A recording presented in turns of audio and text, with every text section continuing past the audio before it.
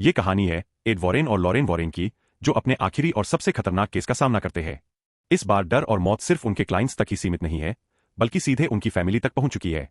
कहानी शुरू होती है स्मल परिवार से, जिनके घर में अजीबोगरीब और डरावनी घटनाएं होने लगती है।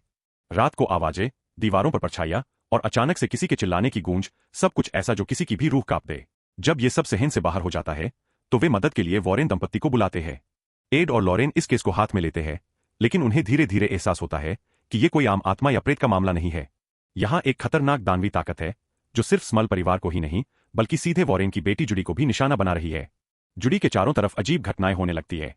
आईने में अजनबी चेहरे, कमरे में अपने आप हिलती चीजें और नींद में किसी का उसका नाम पुकारना।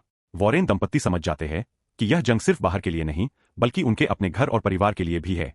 फिल्म के दूसरे हिस्से में डर अपने चरम पर पहुंच जाता है। वॉरेन को अपने रिश्ते, भरोसे और हिम्मत की सबसे बड़ी परीक्षा देनी पड़ती है।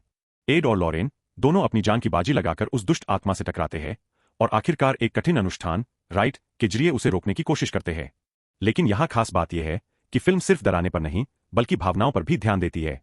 दर्शक सिर्फ चीखें और डर ही नहीं देखते, बल्कि यह भी महसूस करते हैं कि वॉरेन दंपत्ति के लिए सबसे बड़ा डर उनका परिवार खो देना है। अंत आखिर में वॉरेन अपनी जान दांव पर लगाकर उस दानवी शक्ति को हराते हैं।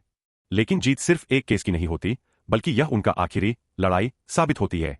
ये फिल्म पूरी कॉन्जूरिंग सीरीज को एक भावुक और यादगार विदाई देती है।